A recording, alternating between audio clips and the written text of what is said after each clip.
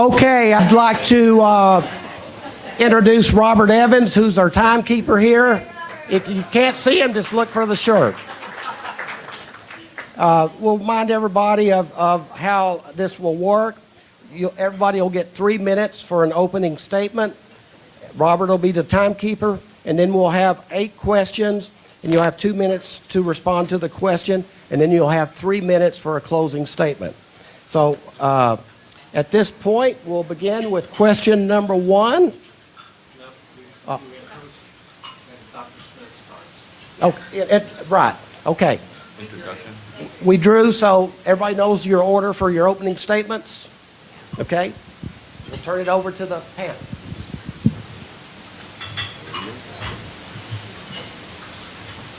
I brought my own timer. Let me put me up here. All right. My name is Dr. Gina Smith. I'm a licensed psychologist. I treat first responders and veterans. Can you guys hear me? You look confused. Okay. I treat first responders and veterans, and I'm really a trauma specialist, and so I help folks deal with their worst days, and I help them find freedom from those worst days. Who am I really? I am a mother to a 6-year-old little girl. Today's the 100th day of school, so in a kindergarten class, the 100th day is very important. So she's not here, but she usually does travel with me, and she comes to things like this because I think it's very important. I'm a wife to a double Purple Heart recipient who continues to serve in our law enforcement today. And for the last 10 years, I've called Galveston County my home. I own a small business, a private practice in League City across from the old firehouse on 518 on Main. And I'm supposed to look at the camera. And I got involved because in 2017 and 2018, my life was catastrophically changed.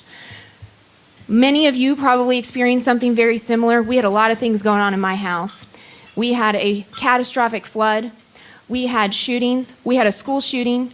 We had a bombing, an airplane crash, and we had multiple suicides that happened. And so I could no longer just sit and lift people up, and individually I realized that I needed to be more involved. So I got involved. Nobody invited me to this table.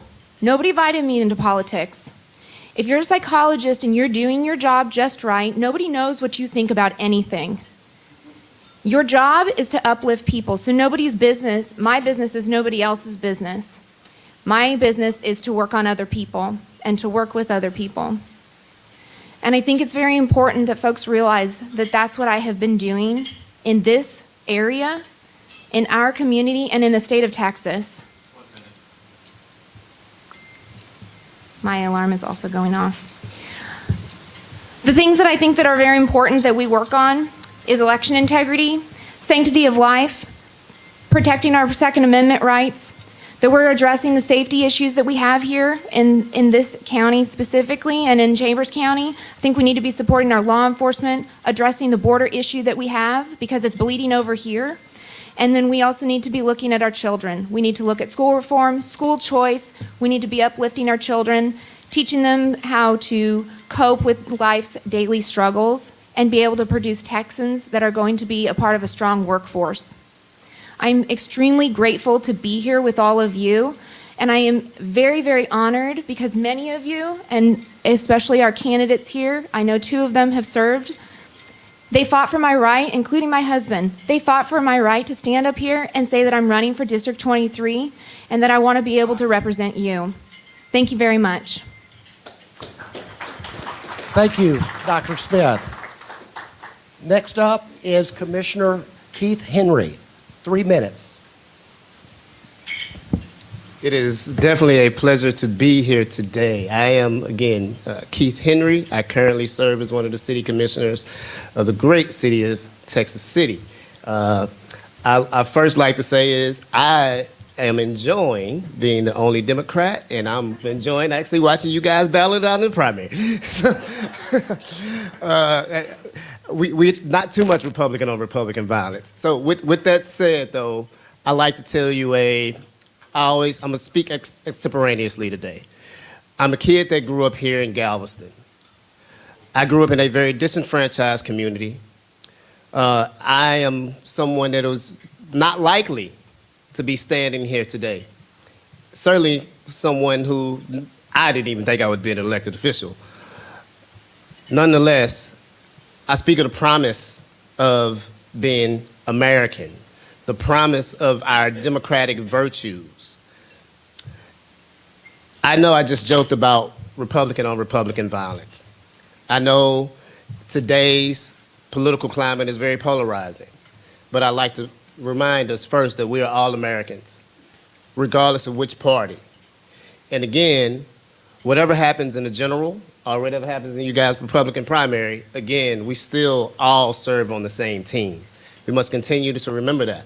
One of the things that I like to do, or one of the things that I currently do as a city commissioner is, I always tell people, it does not matter your race. It does not matter which God you serve. I serve God. I'm a proud Christian man. I grew up here, city of Galveston, and I grew up Catholic. I'm very proud of that. With that said, again, we are all on the same team. And my constituents know that even though we may not agree on all issues, I'm going to fight for them regardless. Regardless of which party that they serve, I'll always have my two listening ears open. I don't always vote what my current Democratic colleagues would like me to, much to their chagrin. I don't always vote on what my conservative colleagues would like me to, much to you guys' chagrin. But again, I will make common sense decisions on the behalf of the constituents of our state, again, of our city, of our county, of this district. I hope you will consider my candidacy, and again, it is an absolute pleasure to speak to you guys today. Thank you. Our next candidate is Terri Leo Wilson. My name is Terri Leo Wilson, and I'm a former public school teacher and a grassroots activist for 40 years, it'll be in August, for good government. Any entity that was using my tax dollars, I became a part of. MUD boards, HOAs, school boards, city council. My retirement dream came fulfilled when I moved to Galveston. I love the history of the island, the coastal community, and the people here. I'm deeply invested in House District 23. I got involved in our community on the school board, including the most recent bad idea of combining the most successful middle school campus with the failing one. Instead of fixing the failing campus, they combined two in order to hide the failing test scores. Without successful schools in Galveston, not only will we not have an educated workforce, but businesses will not come here. I was elected to 3 terms on the State Board of Education, where I received the American Exceptionalism Award from Americans for Prosperity for my work to ensure that students understood and were taught the benefits of the free enterprise system. I served on the initial charter school committee that brought them into existence, and I wrote the rules to form them into successful options for parents. I believe that it's going to take a public school educator like myself to successfully make the argument in the legislature that school choice raises the bar for all children and improves education for all. We have seen where TASB, time and time again, has come about to defeat our legislation that we put forward to improve schools. We have seen the latest attack of them calling parents terrorists. I successfully made the motion in 2004 and garnered the votes to remove the Texas State Board of Education from the National Association of School Boards, sending them the message that they do not speak to the majority of Texans, and I have saved taxpayers $70,000 per year since that time. I have attended open meetings dealing with the Greater Galveston Coastal Protection and Redistricting to protect life, health, and safety of our community and to provide economic resilience for oil and gas, natural gas, shipping industry. Protecting the port is in the best interest of the entire nation, not just for national commerce, but for national security. We have 4,300 square miles of land vulnerable to storm surge. I have firsthand experience with TWIA raising rates and an increase in my property taxes. We have an unelected appraisal board that answers to taxing jurisdictions that appoint them. They have forgotten that government works for us, the taxpayers. Small businesses have silently gone out of business when they can no longer afford to stay in business. When businesses go away, there goes the tax base for our community. I have a unique set of skill sets, and I believe that I can serve the people of House District 23 well. I am the only person in the race that is retired and can dedicate my whole entire being to House District 23. Thank you.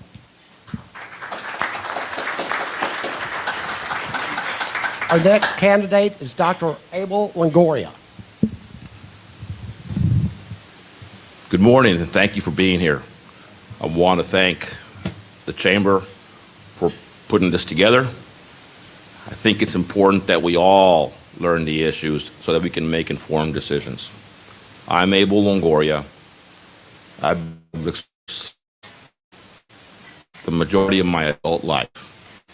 Started in the military, where I've served in 2 different campaigns.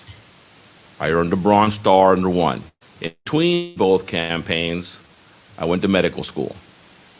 Since medical school, I became an emergency physician, and in that role, I continue to serve as a first responder. I am the medical director for the cities of League City, Clear Lake Emergency Medical Corps, and the assistant medical director for the city of Friendswood and the city of LaPorte. In that realm, when the United States was attacked on 9/11, I responded. On 9/13, I deployed to New York, and I was the medical director at Ground Zero from 9/13 to 9/28. I'm very proud of that service. I will continue. It is that kind of dedication that I will bring to the district, to House District 23. I raised a family in this district. My wife and I, Mary, have raised a family of 4. We have roots in this district. She sits on the college. She's a college regent with Galveston College. We're not going anywhere. We've been here. We have been through hurricanes. We have rebuilt through hurricanes. I'm a small business owner in Galveston. I understand the importances. I understand the issues because I've lived them. I've been here. I intend to continue to listen to you, so I promised myself that I would not speak for 3 minutes, because if I'm speaking, I'm not listening. So I want to hear your issues and make sure that I can take your voice to Austin. Thank you. Our next candidate is Patrick Gurski.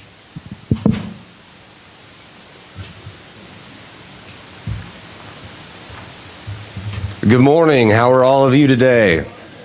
Good. All right. Well, thank you very much, Galveston Chamber of Commerce, for having me out today. My name is Patrick Gurski, and I want to go ahead and introduce my wife back there, who is Erin Gursky. Okay. There you go. And we live here on the island with our 2 kids, Amelia, who's 3, and Patrick Henry, who is now 7 months. So we got here in 2009. Well, let me start off. I'm from Beaumont, Texas. I was born and raised there. I went to college there, and in 2004, I moved to Austin. When I got to Austin, I got my first job out of college working as a journal clerk on the floor of the Texas House of Representatives. Okay, it's where I learned how to use a knife. So I turned that job. I worked there in the 79th regular session, and we did 3 special sessions on school funding and finance. And I left the journal clerk's office to go work for State Representative Dwayne Bohack from Houston, who's a conservative Republican, and that's where I started working. So then I started doing campaigns for him, and in 2008 I returned as his chief of staff, where I served during the 80th legislature. I did another campaign for him in 2008, and in 2009, right after Hurricane Ike, we made the move to Galveston. My wife got into UTMB's nursing school, and I joined the Army National Guard. And I had about a year's worth of training that I had to do over the course of about 20 months. And so we were here, and I would leave. I'd go to basic for 3 months, and then I'd go to officer candidate school, and then I would go to infantry school. And eventually I got into law school in 2011 at South Texas College of Law. and I would commute to and from the island because life is too short to live on the mainland. No offense to the mainlanders. In 2012, I got the call, and it was my time to go to Afghanistan, where I served for about 10 months and also earned my Bronze Star. I returned in 2013, and in 2015, my wife and I, she graduated from nurse practitioner school at UTMB. I graduated from law school, where we moved to Victoria, where I became an assistant district attorney. We returned here in 2017, where I joined the Galveston District Attorney's Office, and Erin is now a nurse practitioner in the Department of Pulmonary and Sleep Medicine at UTMB. I'm now in private practice. I work at the law firm of Island and Bonin here in downtown Galveston, and what I hear most is that our taxes, our property taxes, are squeezing our young families. I am hearing that our schools, that the 18 months of learning gap is hurting our children, and it's one we have got to close. And on top of that, we have a diverse industry and job base here, and I look forward to protecting our small businesses, our ports, our industry, and your businesses. And with that, I thank you for your time.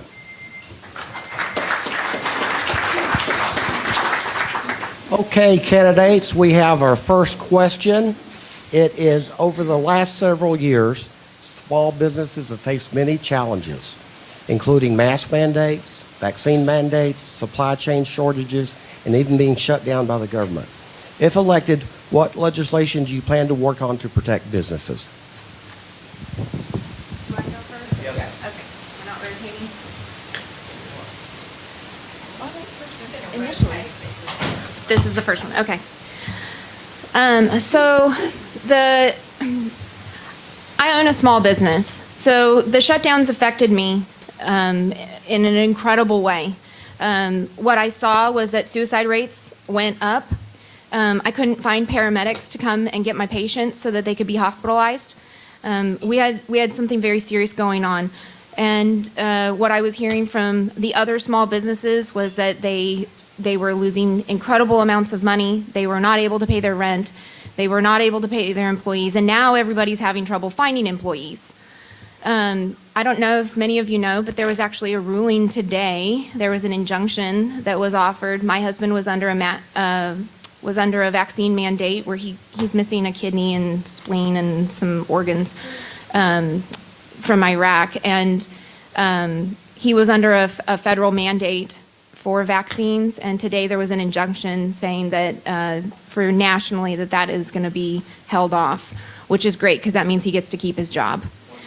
So I think that what I would be doing is I would be continuing what we've already put in place, which is to prevent federal overreach. We cannot have the federal government coming here and telling us what our values are and what it is that we're going to be doing with our businesses. We own our businesses, not the government.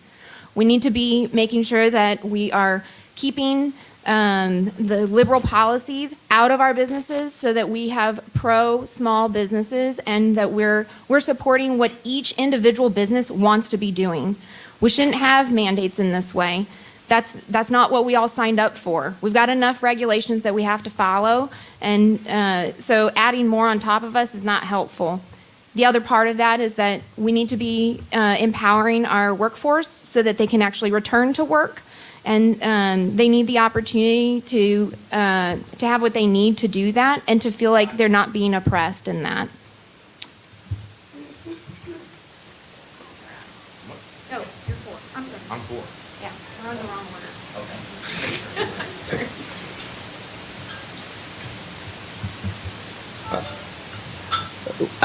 I believe the state legislator, SB 6, actually addressed some of the issues that you consider that have impacted businesses as a result of COVID-19.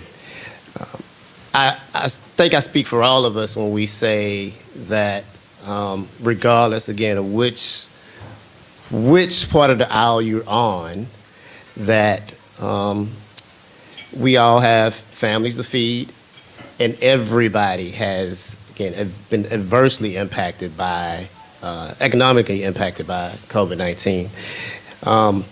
Federal overreach, I'm not necessarily sure. They believe we should work with our federal partners. I also believe we should work with community partners. No, there should not be mass vaccine mandates.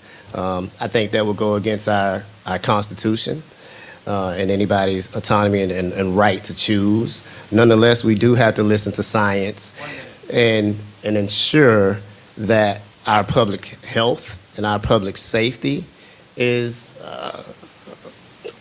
viable.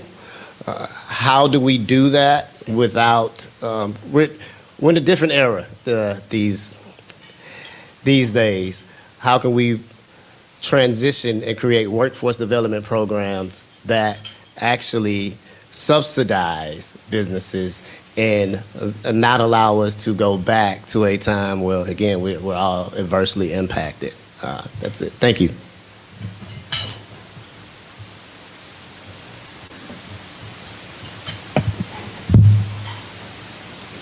The first thing that we need to do is to end unfunded mandates. We also need to end the taxpayer-funded lobbyist. We need to revise the sunset process so that it truly eliminates bureaucracy. We need to cut non-essential services. We need to require zero-based budgeting rather than just adding to what was adopted last year. And we need to do that in all organizations. When I ran the department for middle school for special needs students, very expensive kids to educate, I was always encouraged, don't base it on the number of kids. Project out. Get more money, because next year we don't know what's going to happen. That happens in all governmental agencies.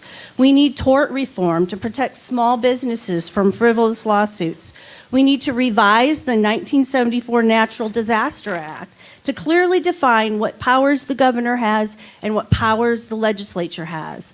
When we went into lockdown and we put out several small businesses that weren't able to survive the lockdown, the legislature should have met and decided that. I will not support a franchise tax that stifles small businesses. The tax levies on the gross amount of your receipts. It punishes success by creating a threshold.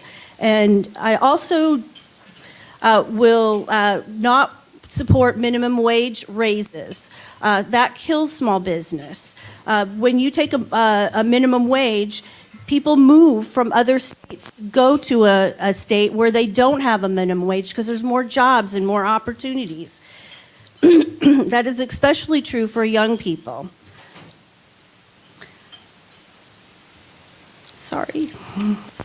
I also want to support a conservative budget approach to limit spending by setting a maximum threshold on the state's general fund based on the rate of the state's resident population plus growth of inflation, and no more.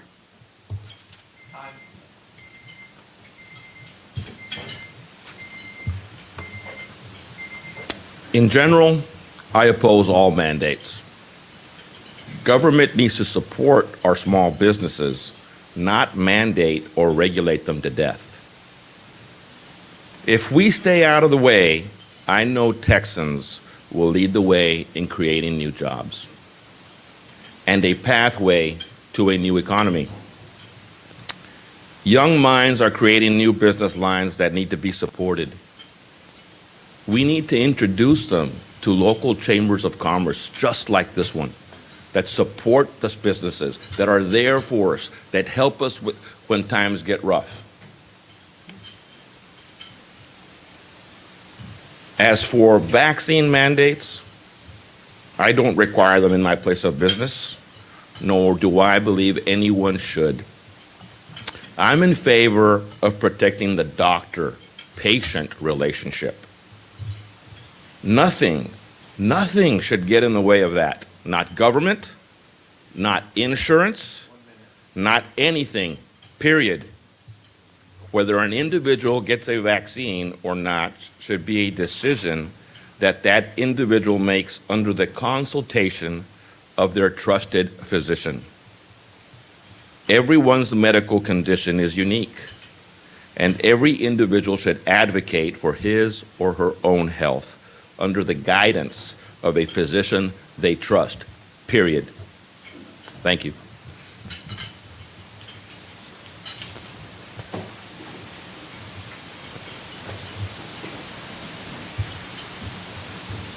All right, so I believe the question was about what are we going to do when we're in government, if it's us that's elected, to make sure that government doesn't get in the way of small business.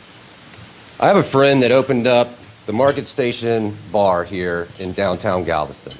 He opened it up right before the COVID-19 pandemic began. And what I saw happen was that government started to pick winners and losers in business. The small business owner was told shut down and shut your doors, while the big box stores were allowed to operate.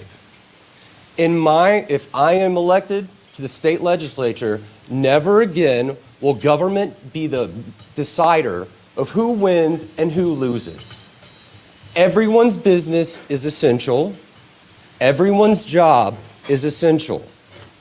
It is not for us to decide whether you open or you shut your doors. So what does that mean? That means we're going to have to go back and we're going to have to revisit exactly what powers do we give our governor and our elected officials, okay? Because when the little guys are sitting there going, how come Walmart's allowed to operate? Why is Kroger allowed to operate, but my store on Strand is not allowed to operate? There is a problem and the government is now broken. So if you send me, I'm going to fix it. Thank you.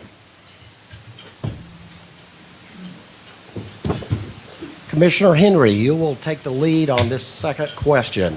The question is, the Port of Galveston is a driver of our local and Houston economies and beyond.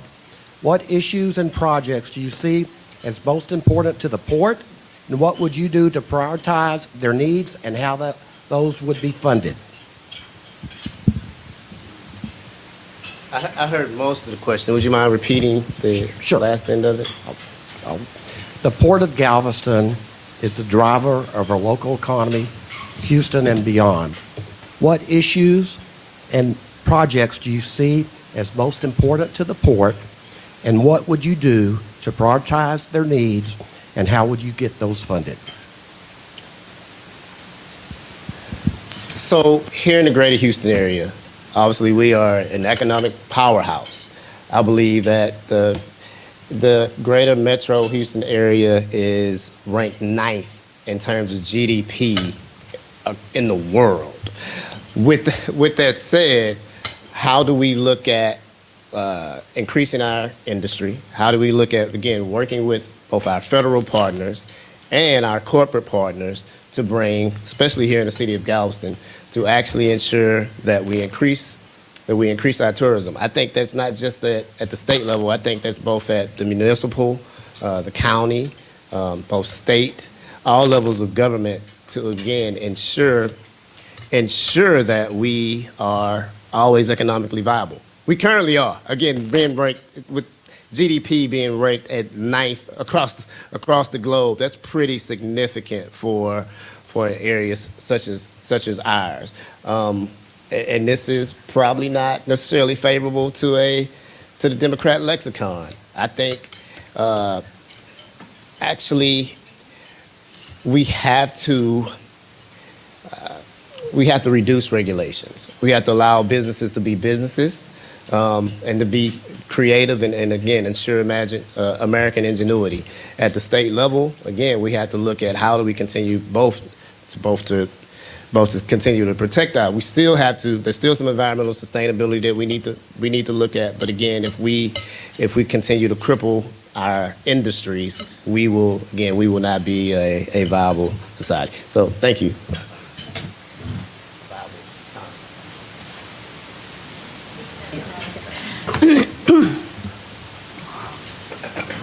My husband and I have been attending all of the Greater Gulf Coast Protection and Recovery District meetings. We are extremely interested in that project. We've done dune restoration projects on our own and also, but we have to shore up the coastal spine. We have to secure the port. There's just too many jobs, too much private and public property. If a major storm hits, we have to have a plan. And I believe that that is a good step in the right direction. The legislature funded that. The Army Corps of Engineers is in, and we are now entering phase 2 of that project. We need to also have drainage projects. We also need to make sure that we protect private property. The bridge going to Pelican Island, that has to be fixed. There's a lot of work that we have to do to make sure that our port is secure and that our property is secure. Some of the things that we can also do is we can use state surplus to buy down taxes. We can use a resilience bond instead of raising property taxes. That's one of the major concerns in fixing the port area. So I think that that is a good idea, and I could support using resilience bonds for that use. We want to make sure that we're not flooding parts of Chambers County. We need to make sure that those floodgates have the right amount of flow released to them so that we don't flood private property.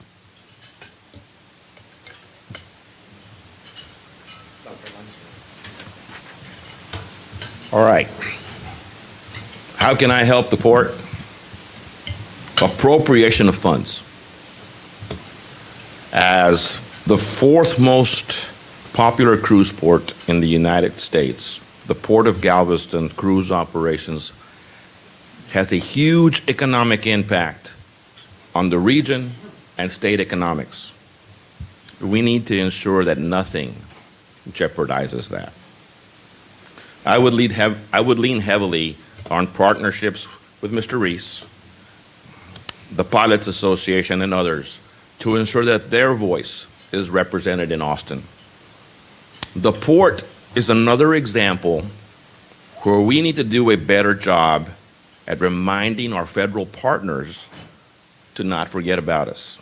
It is my understanding that the federal government collects the harbor maintenance tax, but Congress hasn't fully appropriated the funds to the U.S. Army Corps of Engineers. 1 minute. Dredging is critical to maintaining our channel depths and allows for cargo and cruise ships to continue to operate.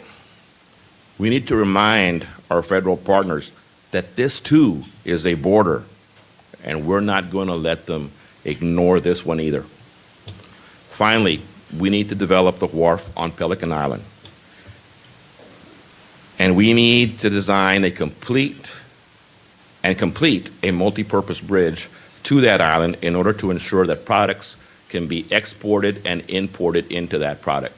That bridge should connect to an array of completed highways that can deliver our products and import our products throughout the United States. Thank you.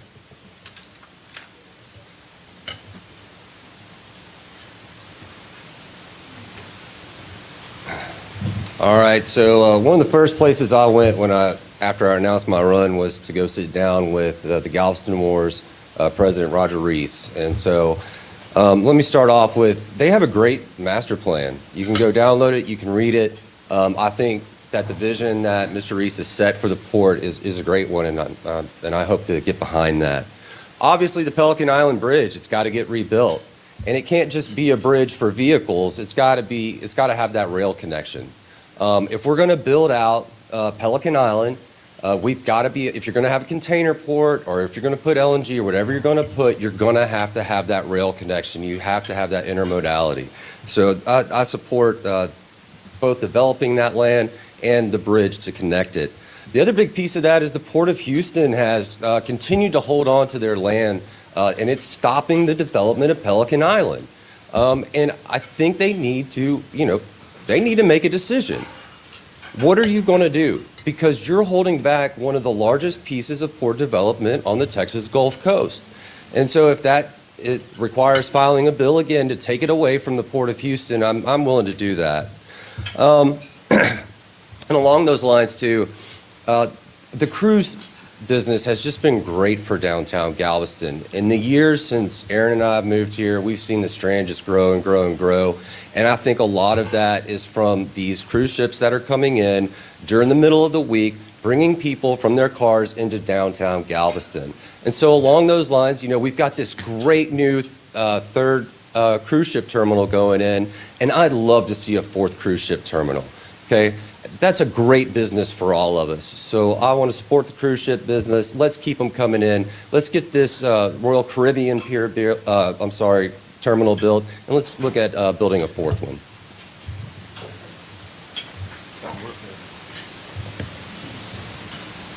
Can you read the question? Will you read the question just one more time, please? Yes, ma'am. The Port of Galveston is the driver of our local economy and into Houston and beyond. What issues and projects do you see as most important to the port, and what would you do to prioritize their needs, and how would you fund these? Okay, so I see flooding as being a huge issue. We've got to be able to protect our ports. The way that you do that is through innovative anti-flooding technologies, and like Terry was talking about, looking at the coastal spine. I think these are very important issues that, and it affects all of our small businesses, right? I live in Bay Cliff, and so I live right on the water. We struggle with flooding as well. My parents' house flooded, and my house just recently flooded. So I get it. And it's incredibly important that we have people who are focused on that. How do you do that in Austin, where you get other people to care about this issue? You have to build these relationships in order to be able to do that, right? You have to be able to bring in the stakeholders that we have here in this room and who are intimately involved in the ports, and we have to make the people who also vote on these issues care about these issues. I was just at TPPF, the Texas Public Policy Foundation in Austin. I drove in this morning for it. Building relationships is incredibly important. Getting these folks to understand what our plight is, what we need, and why it should be important to them to help grow the Texas economy as well. Because what's good down here is also what's good in the rest of Texas. That's how you fund it. Thank you. Ms. Wilson, you'll take this next question. Question number 3. Homeowner and business property tax appraisals have skyrocketed over the past few years. How would you address the need for appraisal reform? Well, we need property tax reform, and we also need appraisal reform. I'll start with property taxes. We need to phase property taxes out altogether. We need to move towards a consumption tax, and we can do that in a 10-year period. And after we do these reforms, we need a constitutional amendment regarding those reductions in changes in both the appraisal system and property tax system, so that the legislature can't go in the next session and reverse it all. We need to cap state spending. That will help with both. We need to make that appraisal board reform, and we need to make them elected officials so that they're held accountable to us, not to the taxing jurisdictions. We need to keep our appraisal value at the purchase price that we bought our homes at. We need to end unfunded mandates and end taxpayer-funded lobbyists who work against us every session in Austin to get true property tax reform done and to get true appraisal reform done. We also need to continue to oppose measures for the state to switch to a property tax income. Texas is one of the reasons why we are a business magnet, because we don't have that state system. And we can use state surplus to lower those school taxes, which affects our property taxes.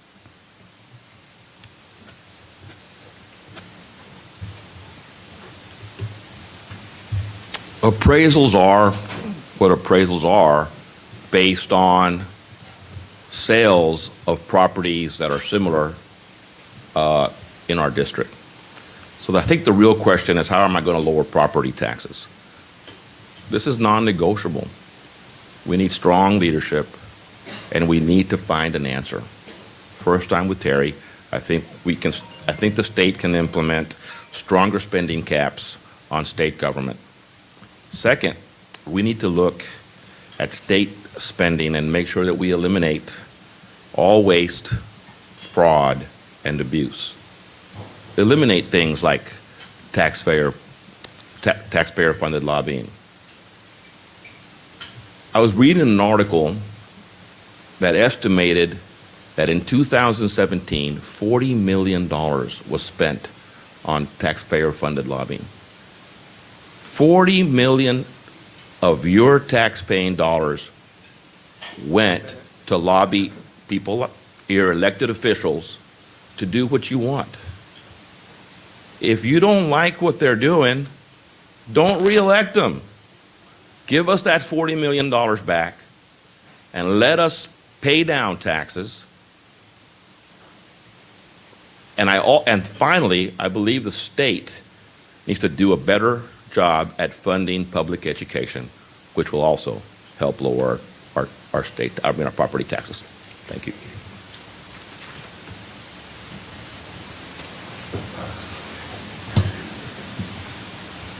When I was in the legislature, when I was working for Dwayne Bohack, he championed a certain type of policy, and that was called the appraisal cap. The real problem isn't the fact that we have an appraisal rate, all right? A tax rate, and we have all of our elected officials who set that. The real issue is on the appraisal side. So if I'm elected, what I plan to do is file what's called a local option residential appraisal cap. So right now, if you have a residential homestead on your house and you are under the age of 65, you're capped right now at a 10% growth on your appraisals. What I'd like to do is give every local taxing jurisdiction and their elected leaders the ability to take that from a 10% appraisal cap down to a 3% appraisal cap, or anywhere in between that they decide that they want to do it. But I think our elected officials need to be deciding that, and not unelected bureaucrats on our appraisal boards. And so I would bring that, and I will, and if I'm elected, I am going to file that bill. So that's number one. I also support a biennial appraisal instead of a yearly appraisal. And what I'm talking about is, over the life of a 30-year mortgage, you're going to be hit with a 30-year, and like right now, where our values are through the roof, you're talking about a 10% year-over-year increase in your appraisal. And it's too much. So what I would do is I would say, if the legislature budgets on a 2-year basis, on a biennial basis, then we should do the same thing locally. It'll bring stability to the homeowner because they'll only experience 15 different appraisals, and it'll bring stability to our local governments, especially in times of down period like after a hurricane. So those are the two bills that I plan on filing. But we have an expert here in this county. Cheryl Johnson's been in Austin for a long time working on appraisal issues, and I plan on working with her to craft the appraisal reform, because I don't work on the appraisal board, but I will depend on the experts. Thank you.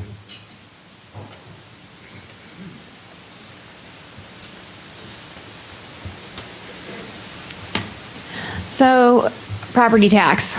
I think that the main issues that I see here are, one, that we need to, currently we have a problem, right? So we need people to be able to help deal with the appraisal issues. So what I keep seeing is that folks are saying, oh my gosh, I'm having an issue with my taxes. My property tax has gone up. I don't know how to file an appeal. We need people to be able, partnerships in the community, to be able to help with that. That's the most immediate, that's the Band-Aid for the bleed, right? Then what you do is what we're all talking about. We're talking about ultimately cutting taxes and allowing for us to truly own our properties instead of paying rent. I think that's very important, that we're recognizing that we own our properties outright, and it is very important that we're cutting the spending. That the reason why we have to have the property taxes to begin with is because of frivolous government spending. So we need to go through and look at where can we cut these things. It needs to not come out of our pockets. It needs to come out of the budget. So that's the way that I see it.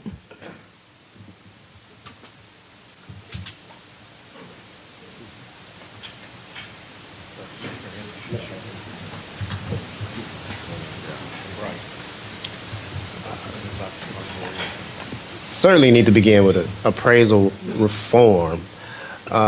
Again, that is, but if we look at the current structure of the state legislature, that appraisal reform has again not been there, and it's sorry, my conservative colleagues, your counterparts in the state are the ones that are responsible for the high tax. Yes, in Galveston County, tax assessor Johnson, she's been the one that has been on the front lines of fighting for appraisal reform.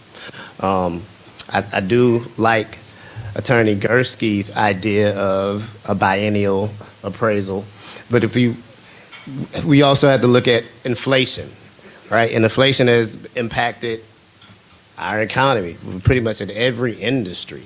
So if we are continuing to widen socioeconomic gaps, then we're going to have high taxes and high property taxes. Well, my wife and I, when we looked at our property bill, we were floored, like anybody else. But again, that has been from the conservative legislator and the reluctance to not change or to not implement appraisal reform. So where do we start?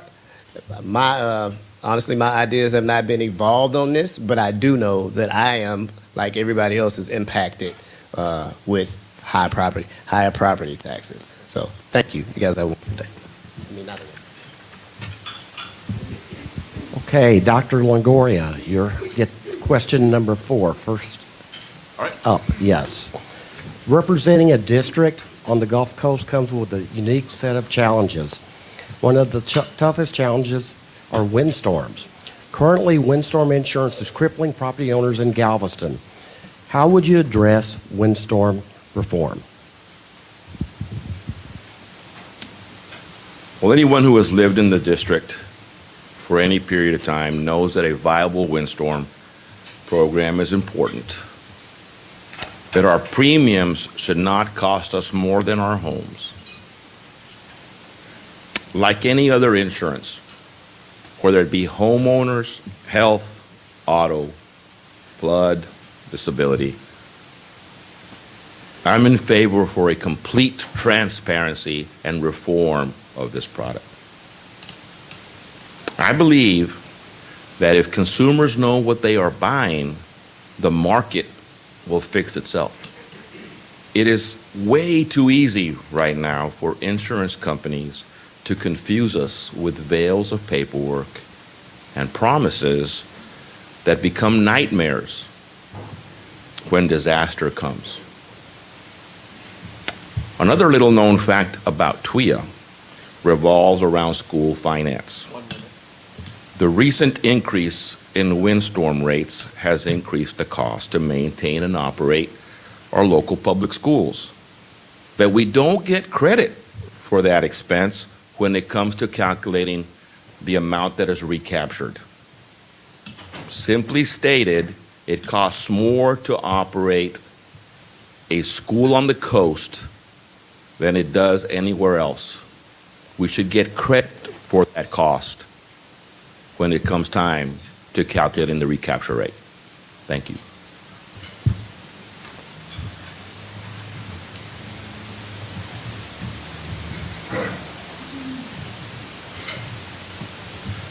Thank you very much. So yeah, TWIA, we all just got hit with that little 5% rate hike. That felt good, right?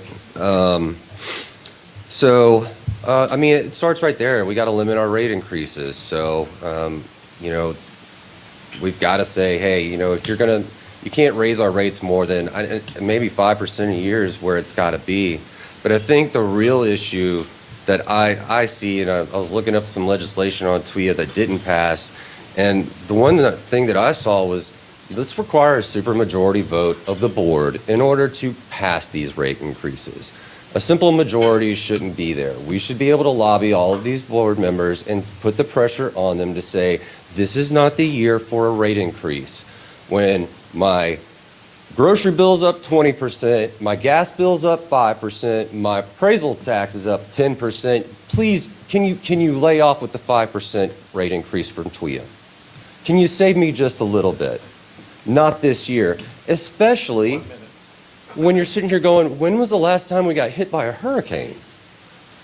Why are we doing a rate increase this year?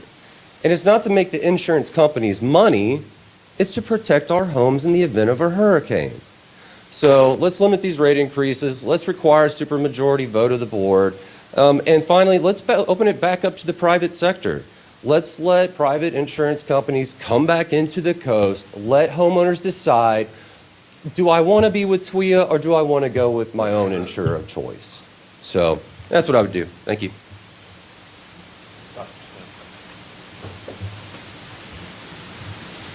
So TWIA is a very important issue. I think that there's a couple of things. One, when disaster strikes, because it's not if, right? We know that hurricanes are going to happen to us again in the future. We know flooding is going to happen again. And so we need to ensure that they're going to pay out. One of the biggest issues that we dealt with in my family was that they didn't pay out. So my folks had to spend their life savings to build their house back and praying to God that they were going to receive a check at some point, which they didn't. So that was devastating for them. It's not like they can go out and get another job. My dad's 76 years old. So one, we need to ensure that they're paying out properly.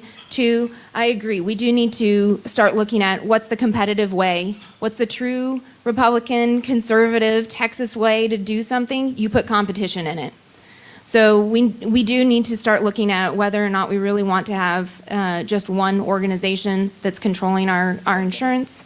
And then we do need to be capping the rates in which they increase it, and they need to start really looking at, and we need to have the opportunity, it's correct, we need to have the opportunity to say, hey, we didn't have a flood this year, why are we increasing this? We have the same thing with our car insurance. You get into a car accident, your insurance rates are probably going to go up. You don't have a car accident, your insurance rates stay the same. Weird. We can keep that, we can apply that same logic to TWIA. Thank you.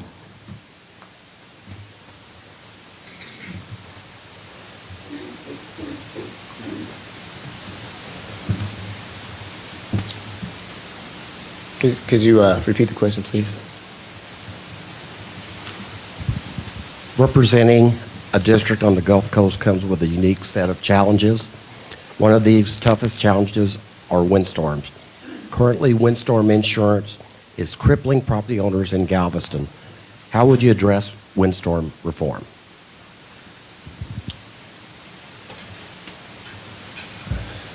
I'll tell you a personal story. So during Hurricane Harvey, one of my family properties, I think we received about 3 to 4 foot of water. We were told we cannot be covered, and many of my neighbors were told we cannot be covered because it was not water damage, it was wind damage.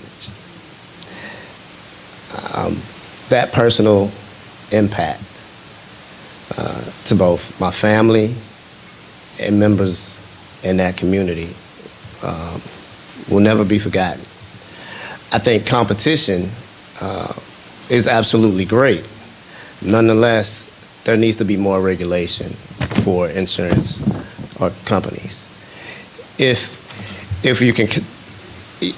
you're constantly competing for what people rightfully pay for every month, then obviously many people will be left out.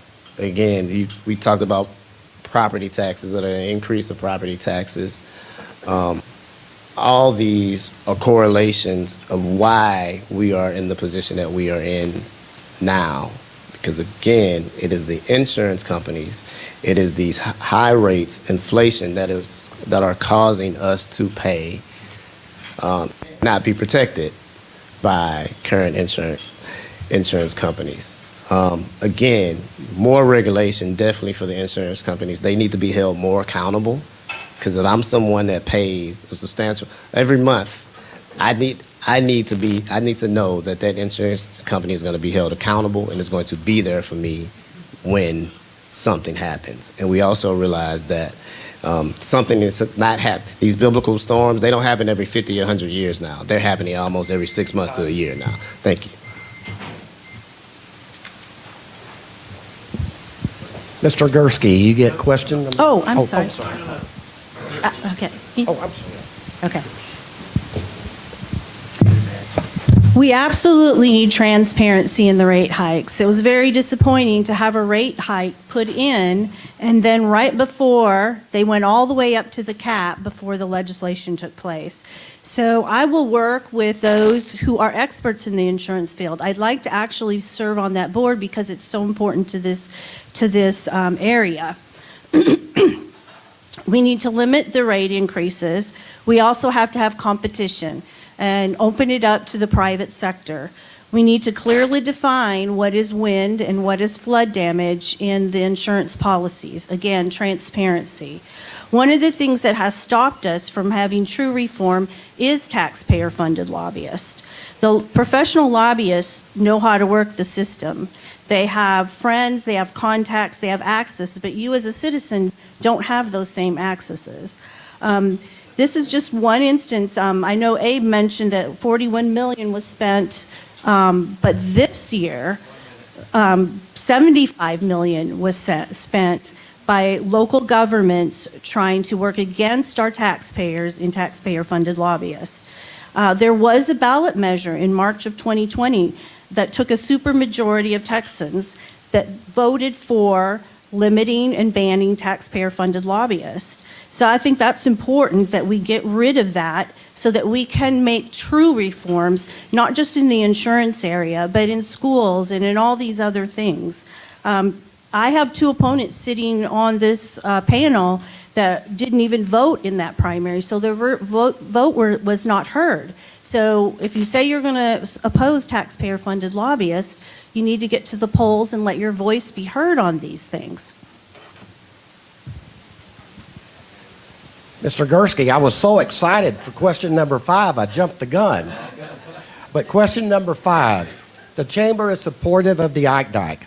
What else can be done to protect the district from coastal storms, and how would you support this project moving forward?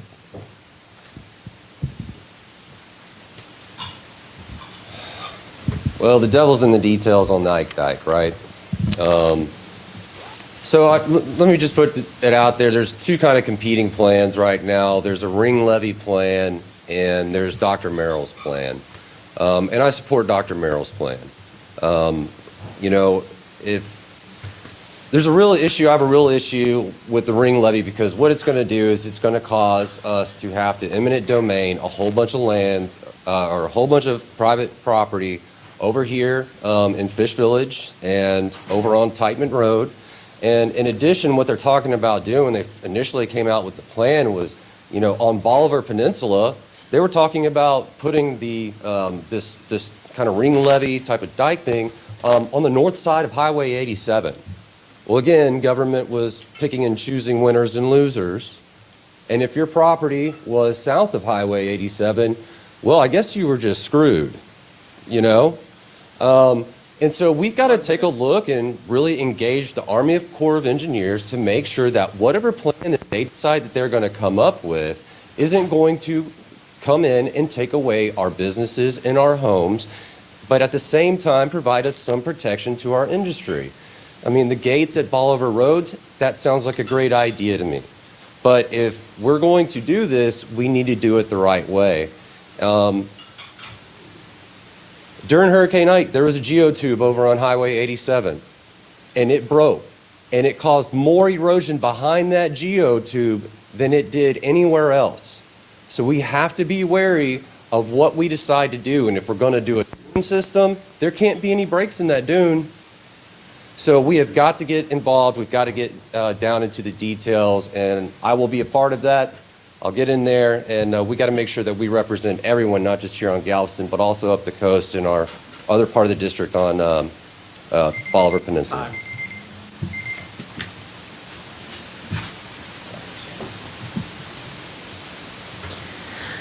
Ike Dike.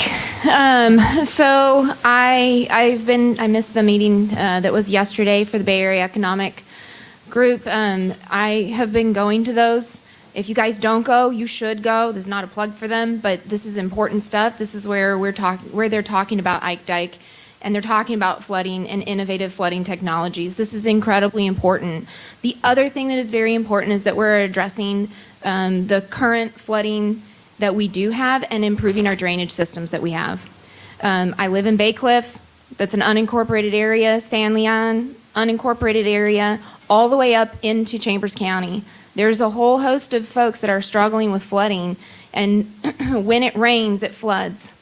And I think it's very important that we recognize that some of these areas that may not have a wonderful chambers, a commerce like you guys, we also struggle. And so we need advocates to be able to address the rest of the flooding issues that we do have. So being able to work with all of the various systems of, the forms of government. Mud districts are the best form of government that we have in our unincorporated areas. I think it's very important that we engage, that we have representatives that are going to engage with all of them and then partner with the experts on it so that we're coming up with the best plan possible. Because you're correct in that we don't want to pick the wrong plan and then really get hurt by it later. So it needs a lot of careful contemplation. I've been willing to do that. I've been doing that because it's such a serious issue. And then we got to be able to convince folks over in Austin, right? And get people to vote with us on that. And I think that's also the other key piece of that is how do you relate that over into commerce? How do you relate that over into energy so that they see that this is actually very important?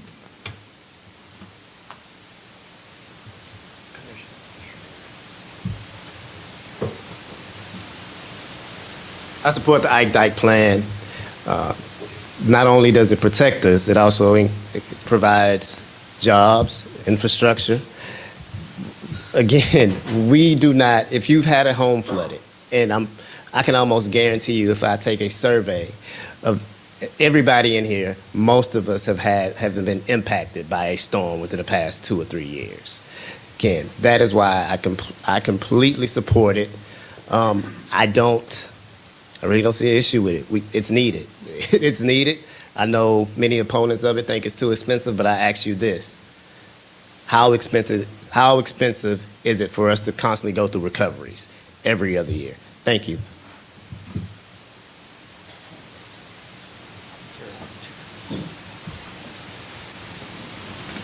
I absolutely support the Ike Dike, and I disagree with one of my opponents that talked about the geotubes. It protected the west end. When the dike was busted up, but that was a hurricane level 4. But what it did is it protected private property. So I support reinforcing those dunes on that end and having reinforced dunes. Ike was the most expensive storm in history, and we lost 84 lives. So yes, we do have to build the Ike Dike. We do have to have a double dune system. We right now have $350 million in legislation going towards that Greater Gulf Coast Protection and Recovery District. That is a wonderful idea. There is several plans out there for different strategies in the stage 2, and I would like to be involved in local governments and bringing those people in, the experts in, to make sure that we pick the right plan, because that protects six counties, not just ours. And House District 23 is also part of all of Chambers County, and Chambers County has the same flooding concerns on Smith Point. I've been over there several times talking to them about the Ike Dike and the different options. We do have to have a gate, but we do have to regulate the flow at a proper level. We need a coastal spine, and we need to have improved. We've improved the flow from like 37% to 7%. So that is an improvement, but we need to make sure that we're protecting the private property here. And I absolutely support the project going forward. And we need to convince the federal government to get involved. And I actually think that the best people to decide what is the best plan is here, not the federal government. We do need that money. We do need to make sure that they know that this is a national security interest and national commerce interest.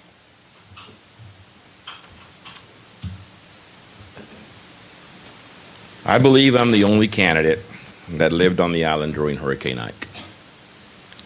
I'm the only one that had to rebuild after Hurricane Ike. This is infrastructure that absolutely must be done. It will no doubt make a difference to the entire district.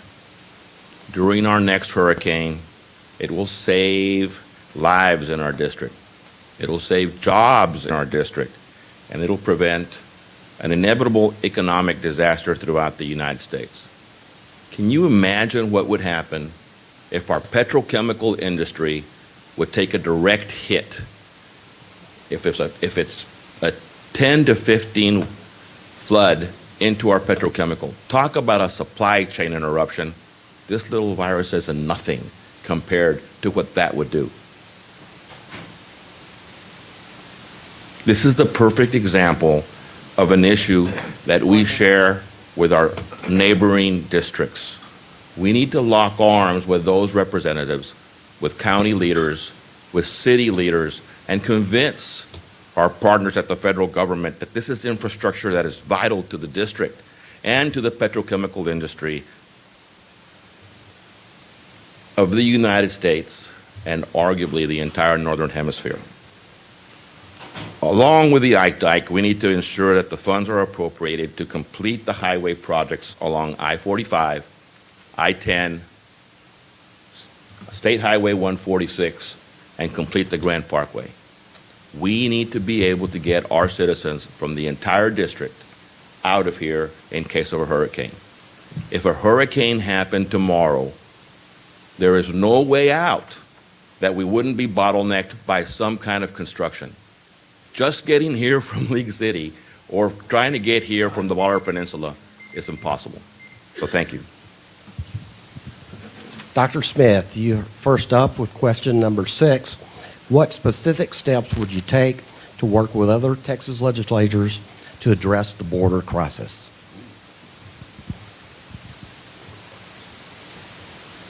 The border. I used to live on the border. I worked at the VA there. I lived there for 1 year, and boy, do I have some stories.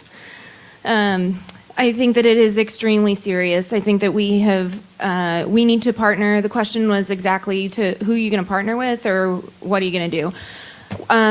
We've got to look at what we're doing down there with regard to, right now we have an issue with our National Guard being down there.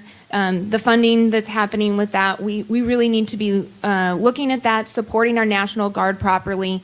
And, if the federal government is not going to take care of this job, then obviously we're doing it. And now we're footing the bill for it. And so we need to have the opportunities to provide the proper support with our not just our National Guard, but our DPS, because they're all rotating through. I don't know how many of you all know that, but they're rotating through on a regular basis. Many of our friends are doing that. We need to be addressing the health care crisis that's happening down there, and the fact that we need to finish building the wall. It's imperative. When I lived there, people were literally coming across the border, having a baby, and running back across the border again. That is so serious. That's dangerous.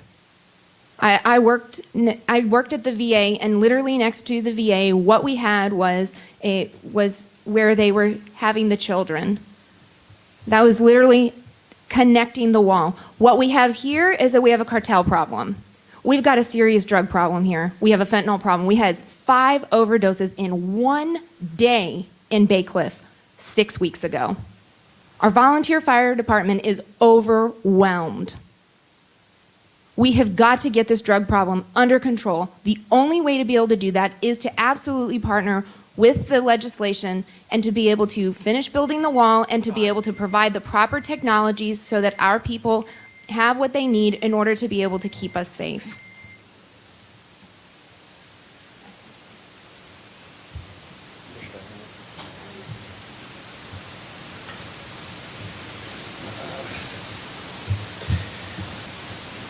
You're not going to hit it.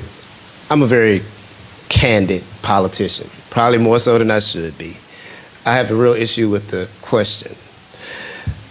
Border crisis, I'm unsure if we have one.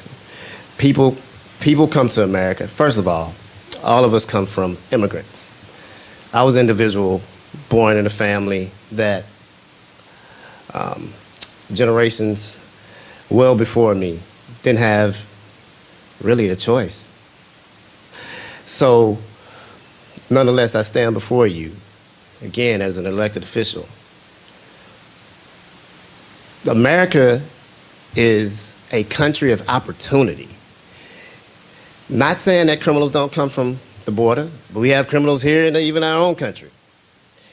Not saying that individuals who came across the border have not committed crime. Some do. But when you think about a woman coming over, a woman risking her life and risking her child's life to come to America to ensure that her child is born safe, I don't really see anything wrong with that. We need to provide comprehensive immigration reform. Yeah, individuals need to earn their right to be here, no doubt about that. But we cannot solely look at an individual because they were born south of the border and they came and they are risking their lives to provide a better opportunity for their families. That, again, we are better than that as America. We don't need to build walls. We need to build bridges. Bridges to equality. Bridges. I stand here, and I am not afraid to say, I stand here as an African-American man, again, as an elected official with no connections. I grew up dirt poor. I grew up in poverty.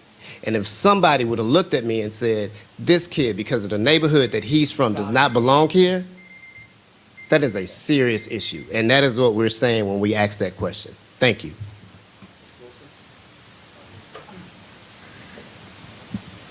We have no nation if we don't have a border. That's just simply put. Texas has allotted money to build the border, and we need to give more towards that because this protects us and our nation and our schools and our medical health care system.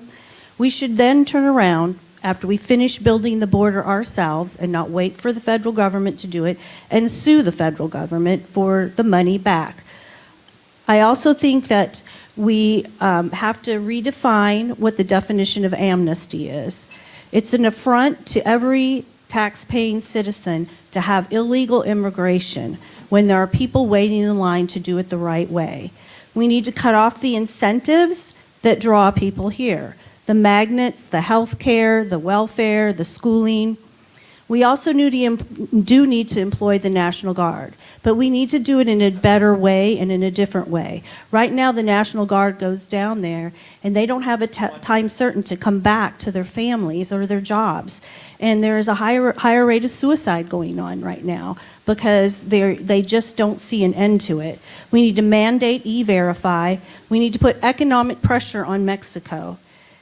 And one thing that we just started doing that we should have been doing all along is going through the eminent domain process. You can't build a wall on private property. We need to pay people fair market value for that land and finish the wall.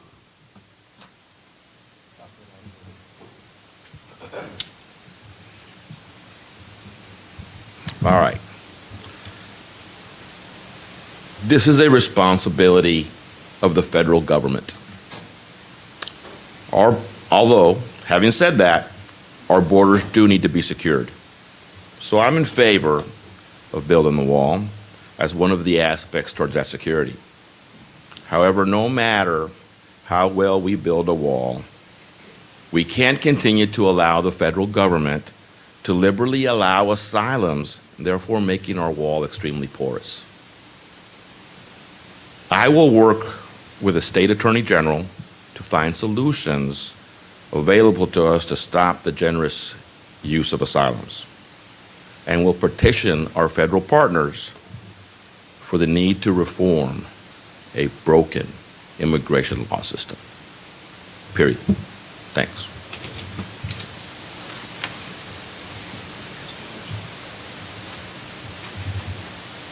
So again, this issue right here is near and dear to my heart. And so what am I going to do to partner with my fellow legislators? Anything I have to do. I don't even have to take credit for it. I just want to see it fixed. As soon as I started running for state representative, it was my friends who are down there on the border who started calling me and saying, hey, Gursky, man, you are not going to believe this. We're literally pulling coyotes out of the river. We're finding methamphetamines. And at its best, What's happening on the border is a humanitarian disaster. At its worst, it is a takeover by transnational criminal organizations of sovereign United States territory. I support 100% the deployment of our National Guard, our state troopers. I support Galveston County's Emergency Management Compact, where we send our deputies and our constables down there to help in Kinney County. It is a shotgun approach, and we've got to do whatever we can to continue to secure that border. If the federal government's not going to do their job, then we will. And I know those soldiers down there. If you send me, I have that expertise. I know the Texas Military Forces. I know the National Guard. We have got to come up with a way to continue to rotate those soldiers down there in a predictable manner so that they can maintain their jobs and their families while also maintaining security on the border. There is only one person up here who knows what that means to be mobilized and deployed. We have got to take control, and the legislature has got to step up and be a leader in a way that they never have had to before. I will be that leader, and I will make sure that our soldiers and our troopers down there on the border are doing exactly what they need, that they have the ammo they need, the body armor they need, the tools that they need in order to get that job done.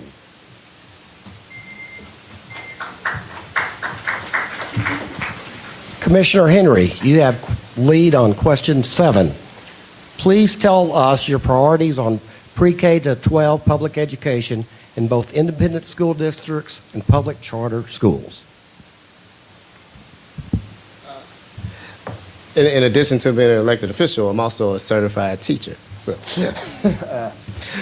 teachers need more money. It's as simple as that.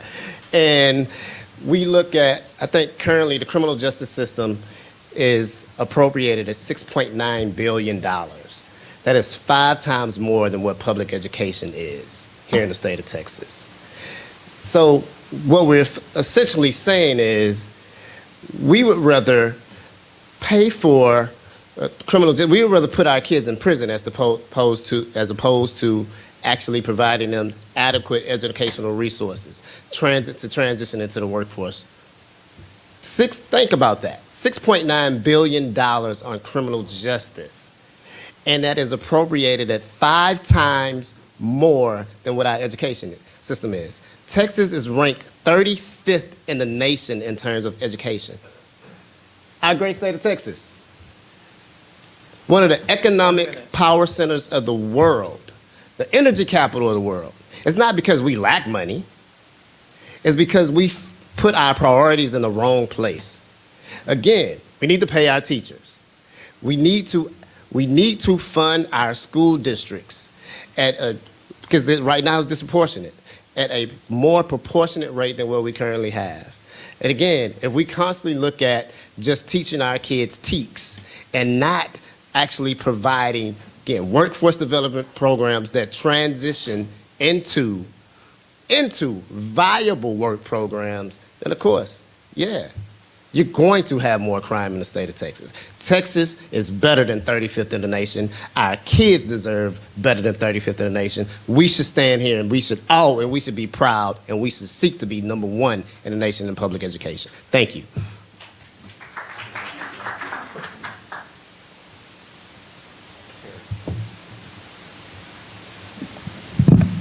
Well, this is kind of my baby. So having worked on the charter school committee, I am in favor of taking away the cap. We've got to have money follow the child and give parents more choices.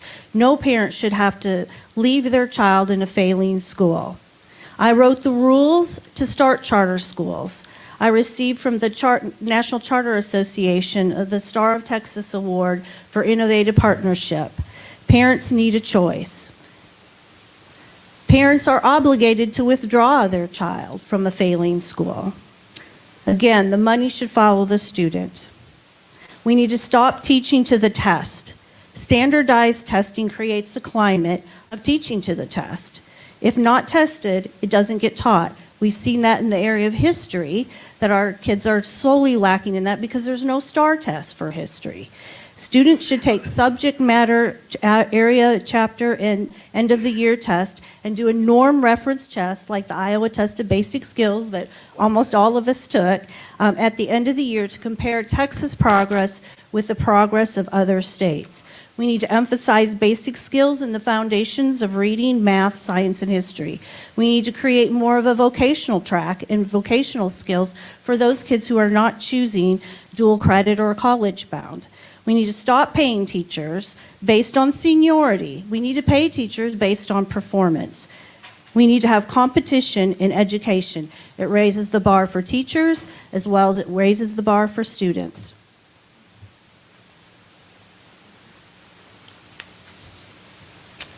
All right. Texas schools need to be the best in the country in order to ensure that we continue to lead the nation economically throughout the 21st century. It doesn't matter where the kid comes from. They need to graduate with the tools in their toolkit to be successful. Charter schools exist where conventional public schools are missing the mark, or because a parent feels that their child is not safe in a public school. Parents should have the choice. They should have the ability to make that choice. Mary and I are huge advocates of public schools.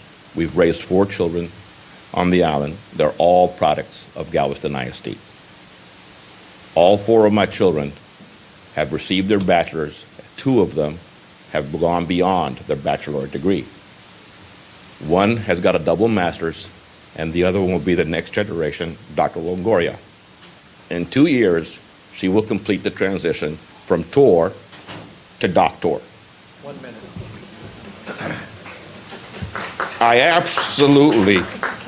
I'm absolutely against critical race theory or any other theory that labels our child as structural oppressors or structurally oppressed. All we need to do is provide the child with the education they deserve. Instead of critical race theory, I'd rather teach our children about a man named Norris Wright Cooney. This is a man who was born a slave, but prospered in business in Galveston after the Civil War. He is the founder of our Galveston Republican Party and served on the Republican National Committee in the late 19th century. I'm able to tell you his story, and you've heard my story because of my education. Thank you.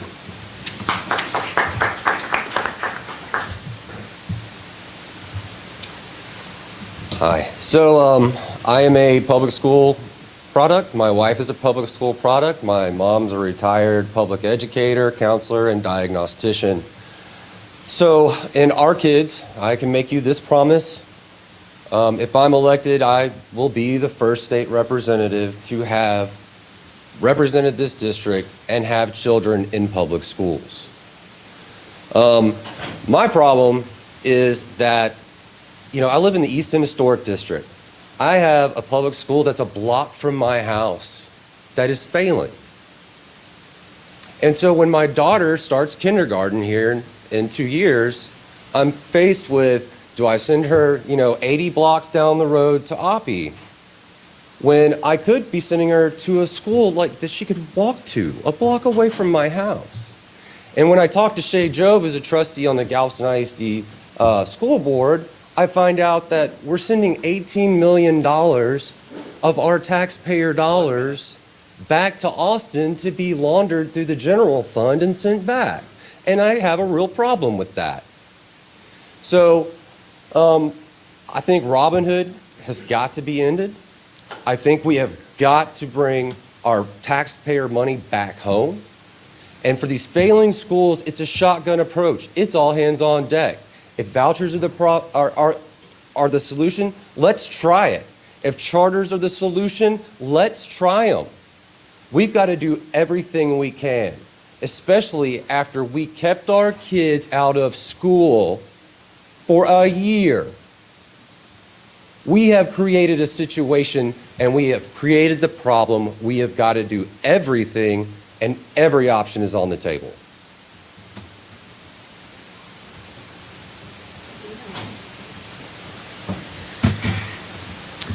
So, I've got a 6-year-old. She's in kindergarten. She does go to private school, and the reason why is because somebody at a public school event said something to her about what her dad does for a living. My husband's in law enforcement. She's pretty proud of that, and this individual shamed her for what her daddy does. That's a problem for me. I wasn't quite prepared. I wanted her to have a good education that allowed for her to learn about Jesus at school. I can't do that in a public school. I deserve the right to be able to have the money follow my child where she needs to go. We have saved, we live a certain type of life so that we can afford to send our kid to private school. Not everybody has that ability. So school choice, it's necessary. It is imperative, actually. It helps all of us. I live in Bay Cliff. You know, we have a CPS worker that works at the elementary school. What is that? That shouldn't be happening. We need to have the right, those parents need to have the right to be able to take their kid where they need to go. This is one of the hot topics that's happening in Austin right now. We had a huge conversation about it yesterday. We need to be empowering our kids to be able to cope with the difficulties of life. They need to be empowered to be able to deal with, to work and to be a part of the Texas workforce. We need to be able to help our children understand themselves and to be able to be empowered to have the coping skills that they need. We have an all-time high of suicide right now. I worked in suicide.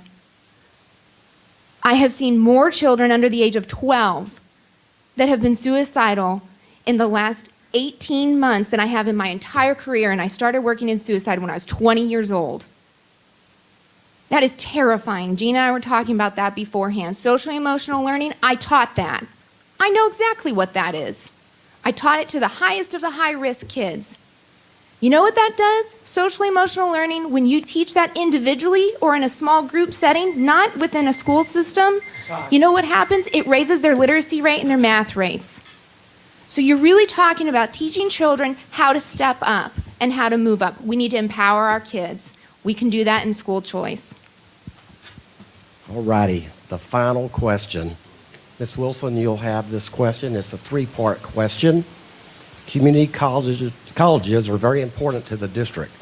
If elected, how will you help grow their role in education? Part two, what are you going to do to help UTMB grow its mission? Number three, what are you going to do to help Texas A&M at Galveston grow their mission? So basically, community colleges, UTMB, Texas A&M, Galveston. Okay. Okay. Basically, what are you going to do to help community colleges? What are you going to do to help UTMB? What are you going to do to help Texas A&M, Galveston? You're only going to give me 2 minutes? 2 minutes. All right. Okay, I know, and I got to go first. What I think needs to be done is we need to expand the degree programs at all three of those. Right now, the state has limitations on that. I think we need to expand the degree programs. I'm all in favor of choice and offering as many choices to the graduates here in Galveston and the surrounding areas to get a degree in whatever they want, but to get it here locally.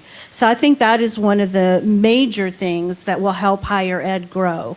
One of the things that you can also look at is look at the spending. One of the ways to cut spending at higher ed is you do increase the workload. You do have we have a lot of professors, a lot of teachers for very small programs, and that's one way you can pour money or make money being saved and going to other programs at the higher education levels. We also need to look at the Permanent University Fund, and we need to make sure that that is being managed properly by the fiduciaries of those funds.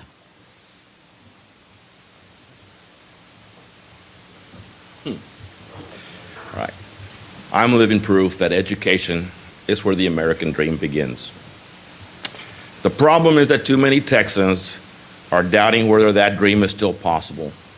There are thousands of young Texans who are unable to start a career, a business, or even a family because they owe thousands of dollars in student loans that did not even lead to jobs. Somewhere along the way, we lost sight that our fathers and grandfathers built this United States into the powerhouse that it is on the backs of masons, electricians, plant operators, welders, HVAC, longshoremen, and plumbers. We swallowed the bait and blindly support a system that is too expensive and not suited for all. Community colleges is where the future workforce of Texas is being educated and trained. We must support and appropriate the funds for our community colleges so that we can help those thousands of students find their American dreams. And if I get that question wrong, I won't be able to go home because my wife is a college regent, like I said earlier, so I need to make sure I get that right.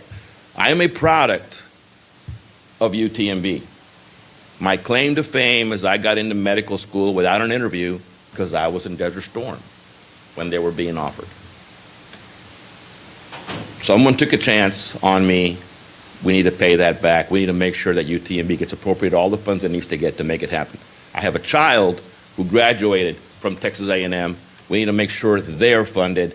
The maritime programs that are there are amazing. They lead to great jobs. They lead to high-paying jobs.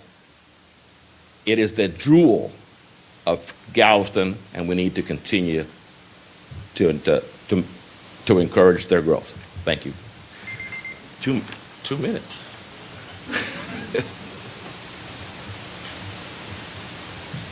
So for Galveston College and all of our community colleges, I think the next step in growth for them is to be able to award more of our high-need bachelor's degrees. So the Galveston College recently added the Bachelor of Science in Nursing degree, which my wife has over there. And I think we need more of those. I think we need more engineers. I think we need more nurses. And so I would like to see expanded degree programs, particularly into the bachelor level of education. There's no reason why our community colleges can't add on these additional four-year programs, and I would like to see state law that allows that. As far as UTMB is concerned, I did have an appointment to go meet with Dr. Raymer to discuss his legislative priorities for the upcoming session. Unfortunately, I woke up with a terrible headache and a kind of a cold, and I said, man, before I go meet with the UTMB president, I better go make sure I don't have COVID. And I did have COVID, but I'm going to reschedule that appointment. And I look forward to talking with Dr. Raymer about his legislative priorities going forward. The same's true for A&M. I think the biggest thing for A&M is making sure that we get that National Maritime Security vessel built so that they have their ship, that they can adequately get their maritime graduates out there, get them that experience that they need on the high seas, and making sure that they're going to have the dock space here at Galveston to be able to support that vessel.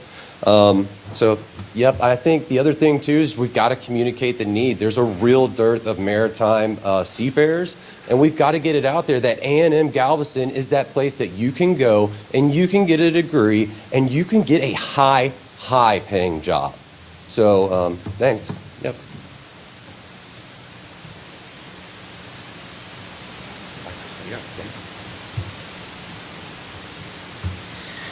All right. So I'm a product of a community college. When I was 16 years old, I left a Title I school and I started at community college. I moved 70 miles away from my house with my parents' support, and I started my freshman year of college. I'm the first doctor in my family. I'm the first one to have a master's degree in my family. I have a boatload of student loans to prove it. I think that school is incredibly, incredibly expensive. In 2008, when student loans were federalized, I was a part of that. It was in my first year of graduate school. I almost had to drop out. My mom gave me her severance pay so that I could pay one semester of grad school. I called her. I said, Mama, I'm going to have to drop out. And she said, no. She gave me $33,000. They lost their house because of that. It is serious. We have got to do something about bringing down the costs within our schools. We need to be allowing for our community colleges to train folks in vocations so that we are providing the essential workers. My dad swung a hammer for a living. You cannot learn that from a book. I know how to do gutters. Where did I learn to do that? From my daddy. Where did I learn mechanicking? From my grandfather. Where did I learn how to change brakes? From my grandfather. My grandmother taught me brazen welding. The thing is that it's very, very important that we have community colleges and our local colleges are partnering with our experts who are all of you. You are all the experts. You know how to do your vocations and you do them very well. So we have to have community partnerships, and we need to be encouraging our colleges to do that. The maritime program, I've had the privilege of being able to sit in on some of those. I was actually at the A&M graduation in December. It is an incredibly important project, incredibly important degree. I think it's understated, and we really need to have some better messaging on that, and I think that we can do that through leadership.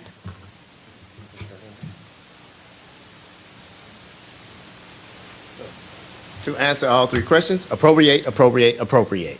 So the College of the Mainland currently has a promise program that pays and actually forgives the vast majority, not of loans, so pays for students' tuition.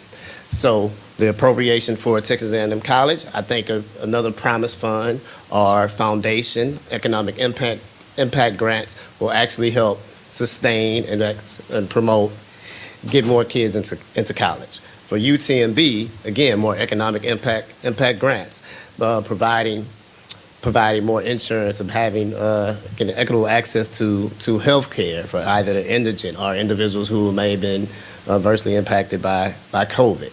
Again, appropriate, appropriate, appropriate. Work with federal partners, state partners. At the state level, we certainly can afford to put more money into our both academic and public health institutions. Thank you. Okay, we're down to the closing statements of 3 minutes apiece, and we'll begin with Dr. Smith.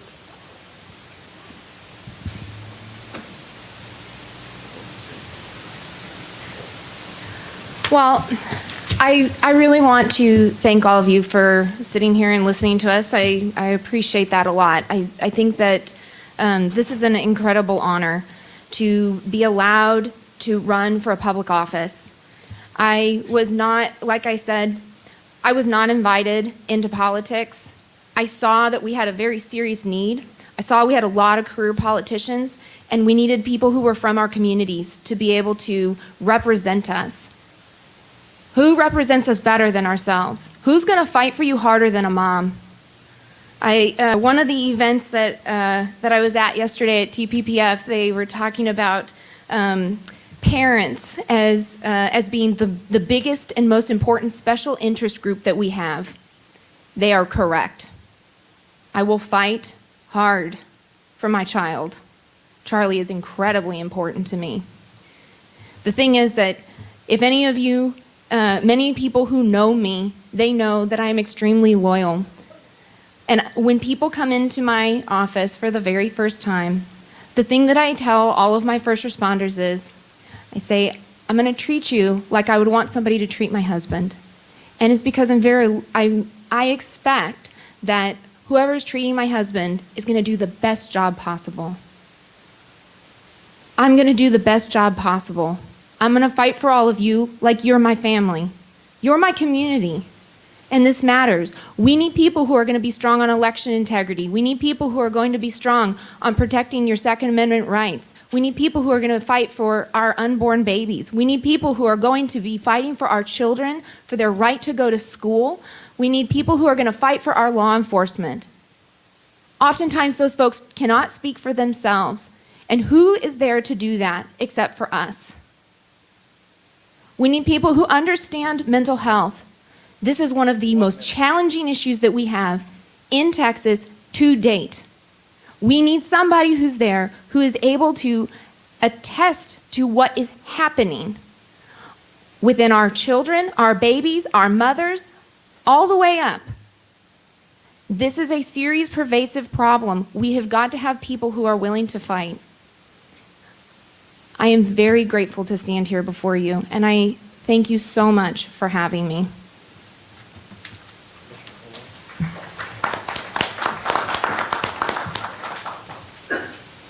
To the Galveston Chamber, again, thank you all for inviting me here today. To counterparts here on the stage, y'all gonna make me step my game up, so, which is a very good thing. And this is what democracy is. I know you guys have a tough battle, and I can see why it's so tough. With that said, again, I'm Commissioner Keith Henry. I'm running for District 23 because I want to pay it forward and be your next state representative to represent all individuals, regardless of race, gender, or class. I'm someone, again, in my current responsibilities, I'm someone that will fight for you. I will always listen. No, we will not always agree.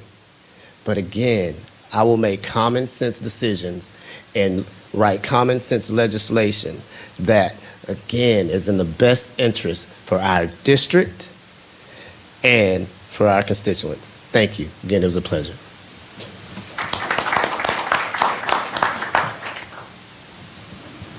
I'm endorsed by Texas Right to Life, Eagle Forum, and Concerned Women for America.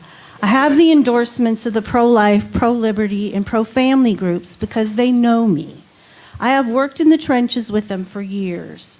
I have the endorsement of State Representative Matt Schaefer, who authored the Constitutional Carry Bill, because he knows that I will work hard to make sure that Texas is the most gun-friendly state in the nation. I have the endorsement of Matt Krause, the State Representative Matt Krause, who is the Secretary of the Freedom Caucus. He co-authored the bill to allow churches to continue to operate regardless of the executive orders.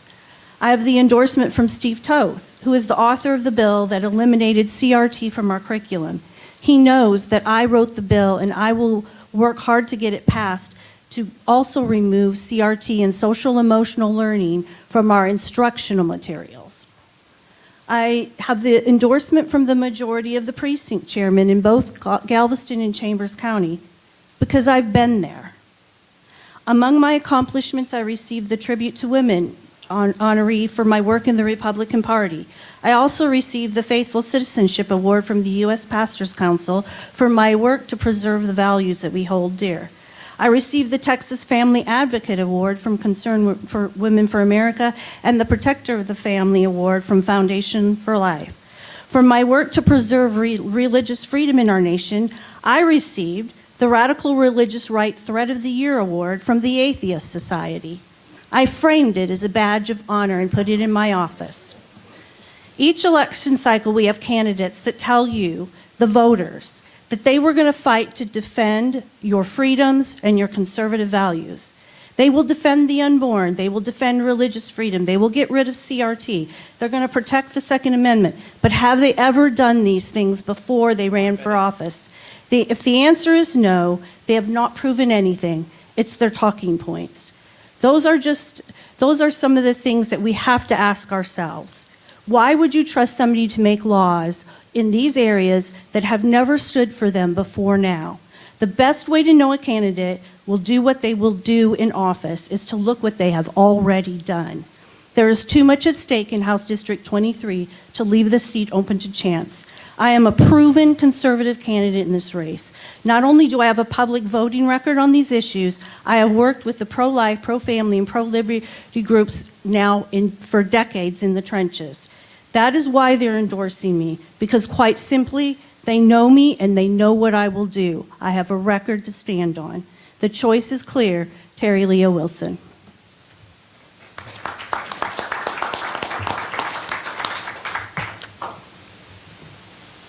She's right. You will know by our history what we're going to do for this place. I've lived here. I have a business here. I've been part of this chamber for a long time. I've been around the community. My wife has made a career out of volunteering for the schools. We're all about this community. I don't have endorsements from anybody. You know why? Because I'm looking for your endorsement. That's the one I need. I need your vote, not the endorsements of other folks. I believe the choice is clear. I'm the only one that has any roots in this district. I've been here for a long time. I've raised a family here. This community has helped me raise my family. This community is a great place to raise a family.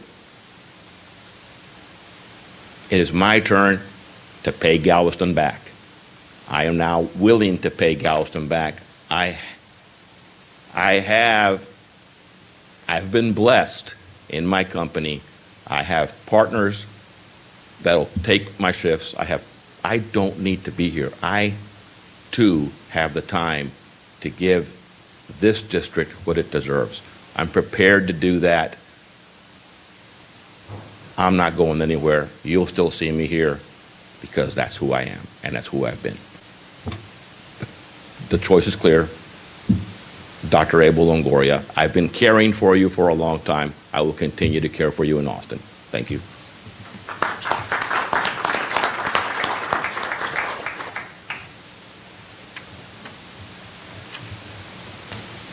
Some of my opponents have a long, long track record in Austin. Some of my opponents have a long, long track record here on the island. But I have both. I have fought for you in Austin. I have fought for you in the poppy fields of Afghanistan. And I have fought for you in the courtrooms in Galveston County. And when you elect me as your state representative, I will go back to Austin and I will fight for our values. I will fight for you, your families, and your small businesses. Never again will we see your businesses shut down. Never again will we see our schools closed.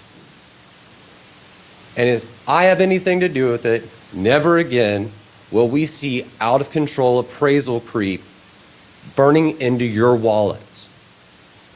I have the knowledge, I have the skills, and I have the abilities to go to Austin and be the effective legislator that will best represent Galveston and Chambers County.